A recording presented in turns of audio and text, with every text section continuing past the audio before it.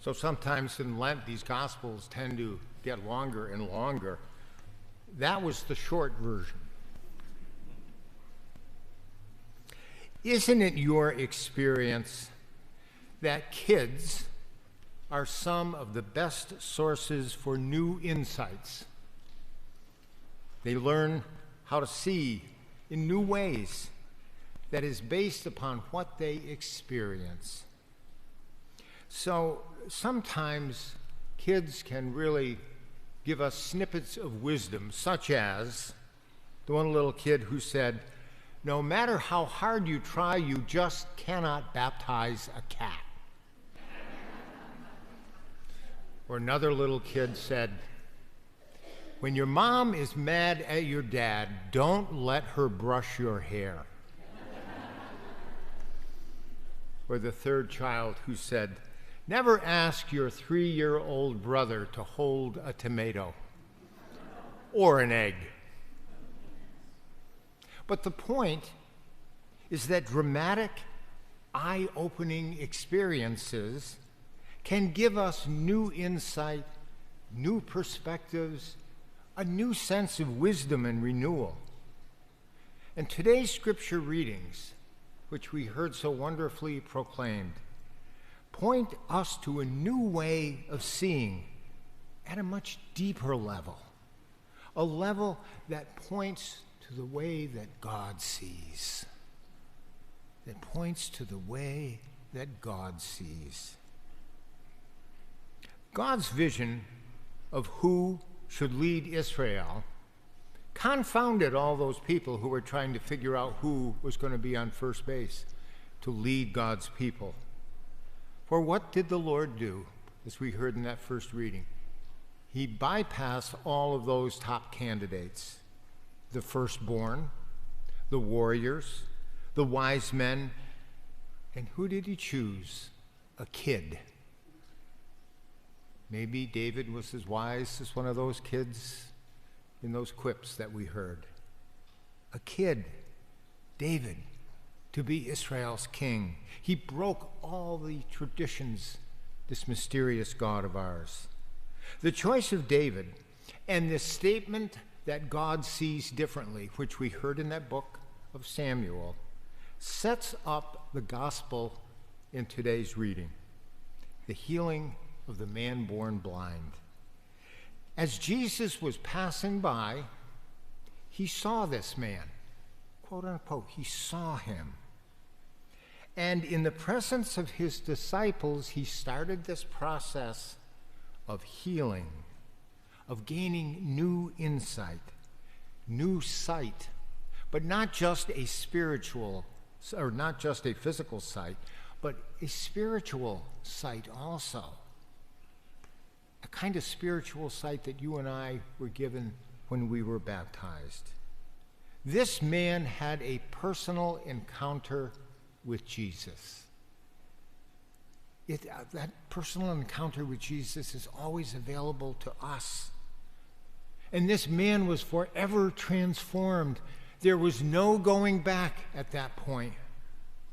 And because of this encounter with Jesus, this unnamed man, which scripture scholars tell us is this man is unnamed because he is representative of all of us. This unnamed man was challenged. He was threatened because of what had happened to him. This once blind man, this pathetic, pitiable man, stands up to all this criticism by simply saying one thing. "One thing I do know," he said, "is that I was blind, and now I see."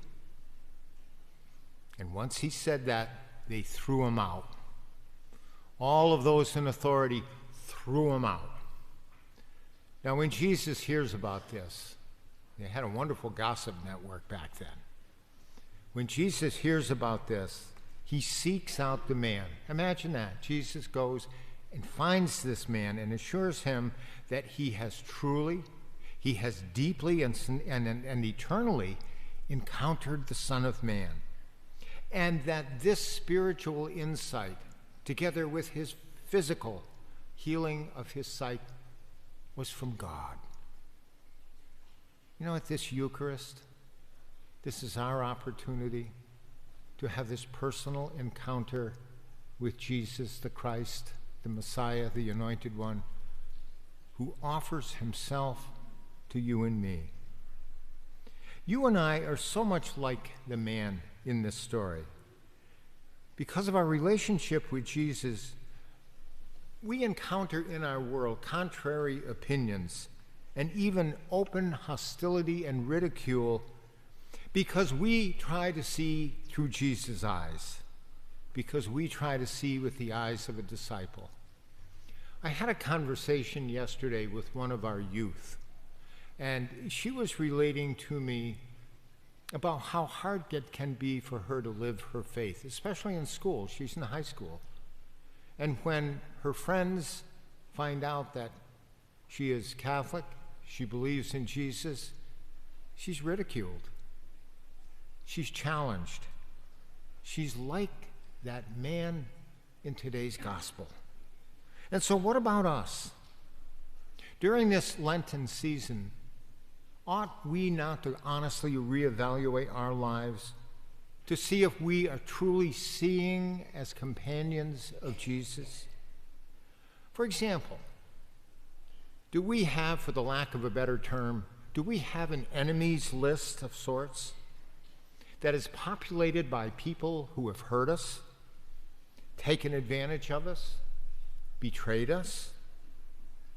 With our new vision, through God's eyes, we might want to reevaluate our stance toward these people. And who knows, maybe even forgive them. And maybe ask for their forgiveness. Do we have a tendency to put labels, bumper sticker labels on individuals or groups of people and classify them by that, however we put on what we put on the bumper sticker? Outsiders, those who are disposable, those who are unworthy, those other people. As companions of Jesus, ought we not to see them as Jesus saw the blind man and reach out to them with gentleness and compassion? To what extent do we not see the beauty in God's creation? The beauty that is something that is entrusted to us to be cherished and preserved for our children and grandchildren. Through our wonderful Catholic faith, this faith leads us to an encounter with the eternal Christ. And that's easy to say, but maybe we ought to let it sink in a little bit.